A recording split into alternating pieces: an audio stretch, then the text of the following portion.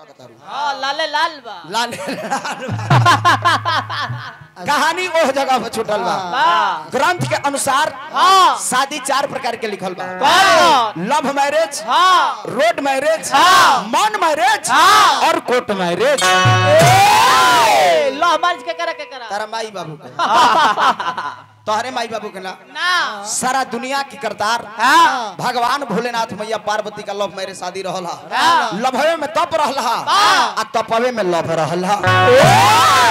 Road marriage शादी रुक्मिणी कृष्ण भगवान के रहल हा। रुक्मिणी महारानी थाली सजा के काली जी के पूजा कर खातिर जात रही। भगवान श्री कृष्ण के जब बात के पता चलल रथ उठा के चल दिहले।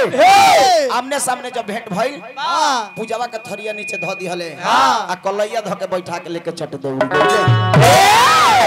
या तना बात तरह सब पूछ दिए त ना आई। मन में रे शादी दुष्यंत शकुंतला कह राजा दुष्यंत अपना मन में विचार करके शिकार खेले खातिर गइले। जब शकुंतला पर नजर पड़ल तू है धनुष बाण बनवे में टिक दी अब बनवे में धोकर टिक दी हले। कोर्ट में रे शादी भगवान राम सिया मैया कह ओइ जगह नियम रहे शर्त रहे कानून लगावल गई जो ही धनुष उठा के तोड़ दी ओकरे साथ सीता के शादी। बुझलू सी बेटी तोरा कैसे माइक हटावे एकर पूछ काहे ते हमर बात बिगाड़ देता रे। हां अभी ठीक होला हेर देखो अब तारा के कहते लेबे के तो ओकरा के कह देता अब तारा के कहते ऐसा को ड्यूटी बिगाड़ता। कथा कहानी में कुछ दूसरे के गीत ना गावल जाला कुछ अपनो गीत गावल जाला। जैसे कैसेट के गीत ज्यादा तरह का कोबो कोबो गा दियाला बीच में का दूगो भर दियाला नहीं तो प्रयास को जाला कि अपन गीत गाई फरमाइश पे का पर जैसे भैया कोनो बोलते ना नो ना कुछ अपन भी गीत रहे चाहिए। खाड़ करो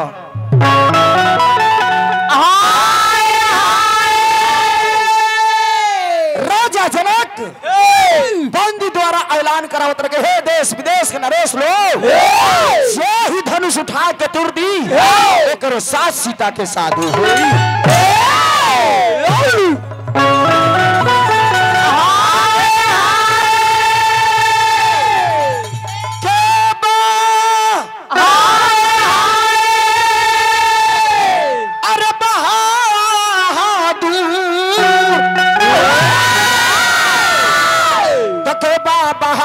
देखबे हसा भवान बतौबा हो बहादुर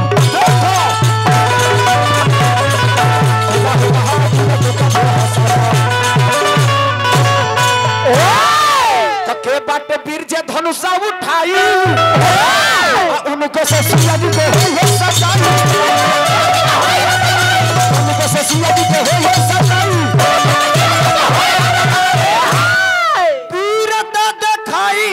परीक्षा होई राउर देखबे हसा भवान बाहो देखो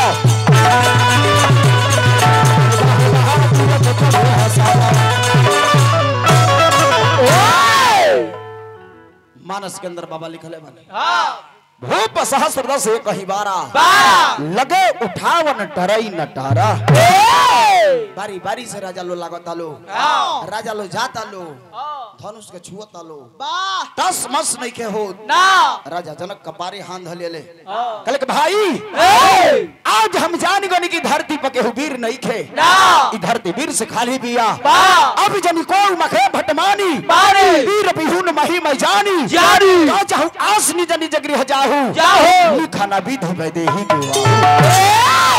राजा जनक वाले के भैया से निकली सब है परमादरणीय श्रीमान हमरा पीडीसी महोदय हमरा मंजे बाबू फिर लब लब कौन बोलता रे मंजे भैया के माध्यम से बड़ी बड़ी रुपया पुरस्कार तहे दिल से स्वागत नारायण जी बनौले रखे। राजा जनक जब अतना बात कहले सबके बढ़िया लागल बाकी वो सभा में लखनलाल के बढ़िया ना लागल। लखनलाल उच्च सिंहासन पर भैया राम के साथ बैठे रहले। परमादरणीय श्रीमान माननीय हमरा चौकीदार जी के माध्यम से बड़ी बड़ी रुपया पुरस्कार तहे दिल से स्वागत बा। अब देखिए मालिक नीचे जब कूदले भैया राम की और मोह का राजा जनक होश में जोश के मत भुला जा। जहाँ छत्री खानदान के लड़का रहेला, जहाँ रघुवंशी कुल खानदान के बालक रहेला, जा अनुचित बात के ना बोले। धनुष के बात पतिया बता रहा पूरा ब्रह्मांड उठाई जैसे कांच घड़ा तोड़ जला उतरे तरह के तोड़ के दिखा दे हम। रघुवंशी महजहु को होई ही समाज जस कहे न कोई कही जनक जस अनुचित बानी विद्यमान रघुकुल मणि।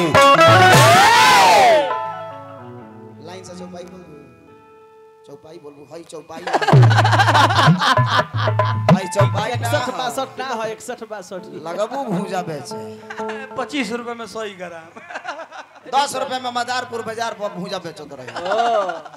आ रमन के देन भइल गिंगा के कोनी के चल ले अब घीचो ले अब एक बार देखी कर दशा देखी कतना चिकना लागल बड़ी आ देख छिनारोली बात जान गोल बड़ी एकदम नया बात कहां टिटो मार देनी जान गोल बड़ी तार भूत जानत रुके झरी के पंडित जी रुपेश बाबा कहां गई नी दारू पिए तनी पहले कपार पहले मनीषा के झाड़ी तोरा हमरा सामने अब छिनार के इनार देख लो तोरो फिर समय को हटाओ एकरो का हटावा करे साइड करे करे तोरो दोनों हमारा के बोले तो तोहनी के का बोले दोनों सरबराहू के तू आवे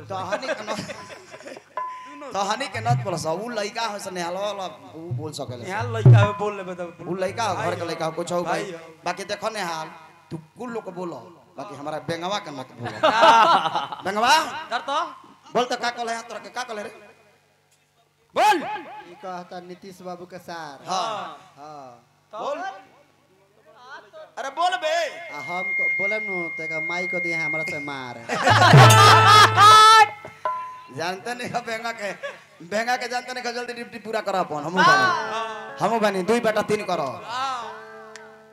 ई बात लखन लाल राजा जनक के इशारा की ओर करता रे करे के हम देखाव तनी तरह के अपन बिरदाई देख फिर एगो ठाकुर जी के ठोकर फिर तरह के देखाव तनी तो राजा हो लगाओ तबला पर बहुत बेस में साउंड बा रे साउंड वाले भैया तनी कम करो जल्दी कम करो हम वो ना है ब्याह जी की तरफ से वकील भैया के माध्यम से बड़ी रुपए पुरस्कार बता है दिल से स्वागत है। देखी तनी ठाकुर जी के ठोकर फिर देख ली रउवा सबे ढेर होने चल गइल बनी लोग तनी हेनिया आइलो ना तनी कुर्सियां ले हेनिया आई सब है हां जी किनारे महाराज साफ होने हटा हमरा तनी ताके में असुविधा होता तनी आगवा सब तो हेनियो लोग तनी भर जाई सब ई त गांव के